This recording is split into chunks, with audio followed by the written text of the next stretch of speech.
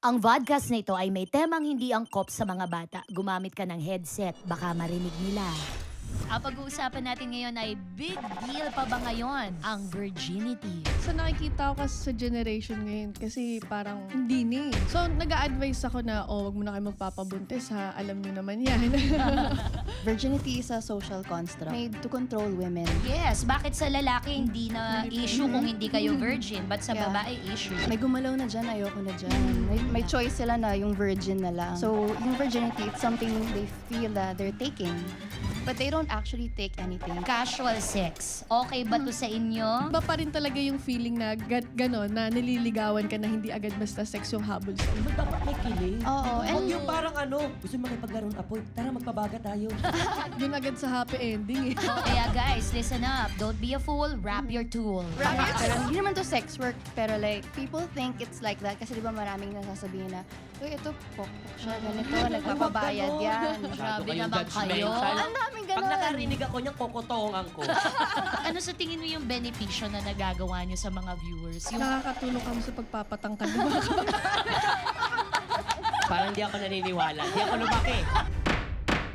hearing is now in session in 3, 2, 1.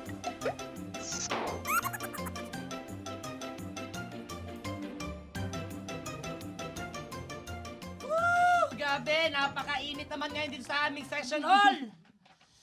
Kita mo, hindi ako nagre-react agad, di ba? Huwag kayong naniniwala dito, guys. Ang lamig-lamig po dito. Ang lakas ng aircon namin. Mr. Vice Chair, alam mo, ikaw lang naiinitan dito. Ikaw tsaka yung mga guard sa labas na kalalakihan. Bakit kaya? Ewan ko ba? Hindi, actually, hindi. Hindi naman dahil doon, Madam Chair. Feeling ko na Wala pa ako sinasabi. Ah, wala Guilty. pa ba? Guilty. Bakit ka? Sige, paliwanag mo ng maayos. Ipaliwanag mo ng maayos. Bakit ka naiinitan? You trapped me. I trapped you. Bakit ka Hindi naiinitan? dahil doon kasi, Madam Chair, feeling ko naiinitan ako kasi mainit ang issue na iimbestigahan natin ngayon. Sure ka, ha? Bakit kanina nakita ko parang may pinapanood ka doon na mga pili-pelikula nilang dalawa? Ha? That's for our research. Paano? That's for our research. Kasi professional ka. Because we are professionals. Inaaral mo yung kung sino yung guest. Naman! Okay, naintindihan ko yun. Pero bakit nung pinapanood mo yung pelikula nila, umi-skip ka lang doon sa isang bahagi lang? Tapos paulit-ulit mong binabalikan yung bahagi na yon. Madam Chair, syempre, 10 pelikula pinanood ko, kailangan ko madaliin. Naku. Ganun talaga.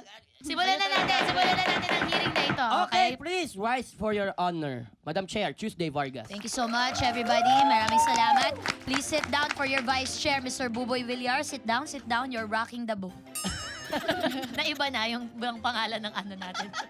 Okay, dahil nakaupo na po tayong lahat, tama naman po si Mr. Vice Chair dahil napakainit nga po ng ating issue na iimbestigahan ngayon. Ang usapin natin... Ano yan, Madam Chair? Gabi ha.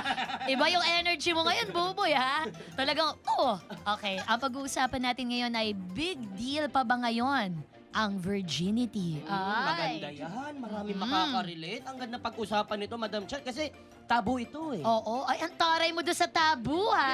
Yes. Ang taray mo doon ha. Yes, of course. Ano ba yung tabu? Ganyan, oh.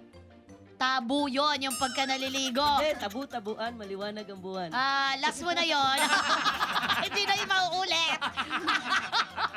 Pero anyway, alam mo, tabu nga yung pinag-uusapan. Ay, Pero tabu pala yun. tabu ang ibig nating sabihin. Tabu, ibig sabihin Tabu? parang Paano? forbidden. Ang mga naimbitahan po natin ngayon ay napaka-open sa ganitong usapin. Ang ating mga resource person sa session hall na ito ay napakasaya at excited na rin para pag-usapan ng topic. Sila po ang mga sinupina para dumalo sa ating hearing. Let's welcome. They are very sexy, beautiful, and smart to boot. Yes. Palakpakan natin Rob Ginto and Yen Dorano! Hello, ladies! Hello po, good afternoon. Ay, girl power tayo today. Sorry, Buboy. Ang laki ng ngiti, ah. Akala ko malulungkot siya kasi wala siyang representation. Pero ang ganda ng smile niya. React, Buboy. Buboy, react. Hi. You're so beautiful. And I know you're Oh my God. So smart. Kaya talaga, loading pag sobrang ganda. Oo. Wait mo pag nagsalita na. Kasi lalo silang gaganda sa iyong paningin. Yun na nga gusto ko antayin eh. Ladies, maraming salamat po sa pagtanggap Thank you ng po. subpoena namin. Bago po tayo mag-umpisa, magte-take oath muna tayo Yes, kasi please. importanteng magsabi kayo ng katotohanan sa palabas namin kasi yun talaga ang sentro ng ating diskusyon, ang katotohanan. So please, raise your right elbow. Okay. Diba? Biglang nakisira ulo. Kasasabi ko lang na dapat seryoso eh. Raise your right elbow. Do you swear the truth, the whole truth, and nothing but the truth, so help yourself? Yes. Yes. Diba? Swear. Bilis sumagot sa help yourself. Ganon pag ano, So Viva smart Max. talaga. Okay, maraming mga salamat sa inyo, ha? Pati ako nabubulol tuloy. Ayan. Oh, anyway, ang ganda na nabibigyan natin sila ng platform to say their piece kasi it's not all the time that you get to be heard. Na how do you deal with that? Like people judge you when you walk sa malls. Of course, the gentlemen know you if they're subscribers. Yes. Na parang familiar pero hindi nila maamin sa misis nila. Minsan may gano'n. Kunyari nakita ka sa isang restaurant, parang, hi, bakit kilala mo yun? Sino yun? Hindi na makapagpaliwanag.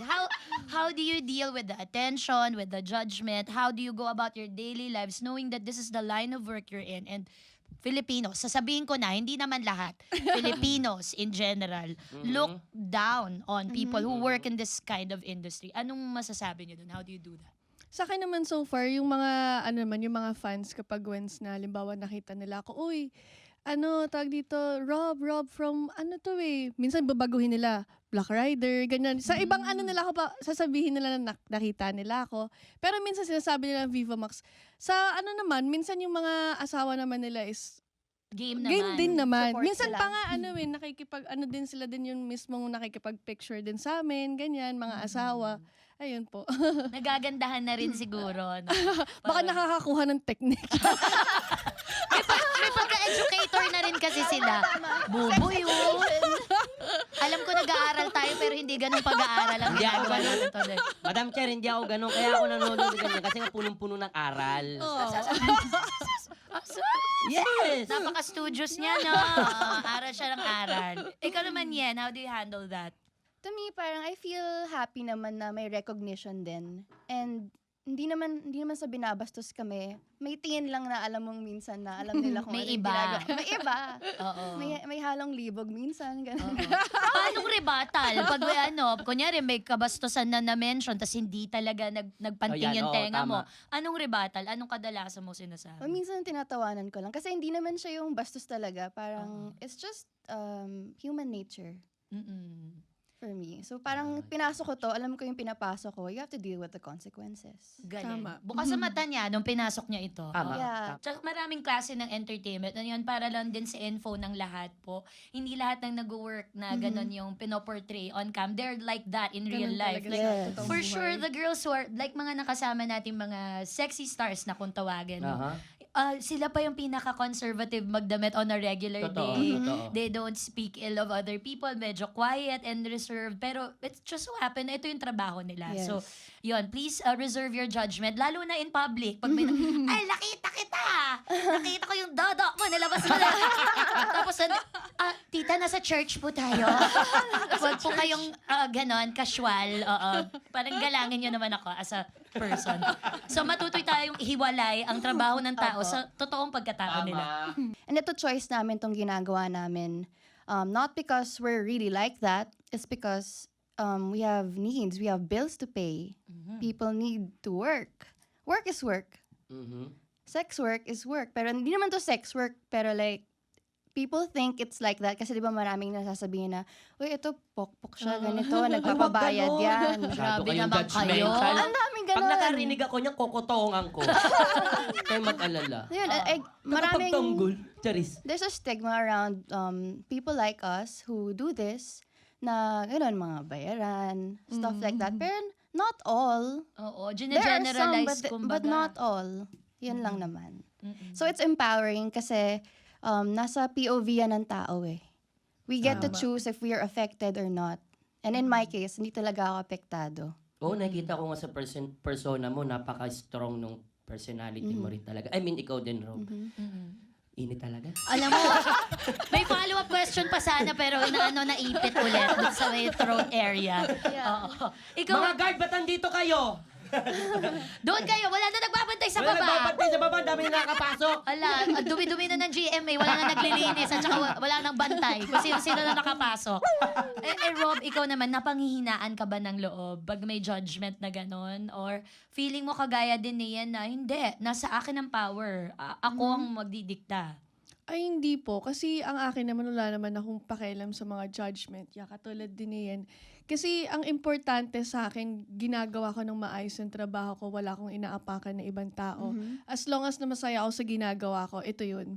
Wala akong pakialam sa judgment nila. Kasi alam ko sa sarili ko na hindi naman totoo yun eh. Maniniwala ako sa sarili ko, sa mga taong nakapaligid sa akin. Oo. At yung mga nagsasalita, hindi naman sila ang nagbabayad ng bills mo. Tama. So wala silang timbang sa You know! Click and subscribe!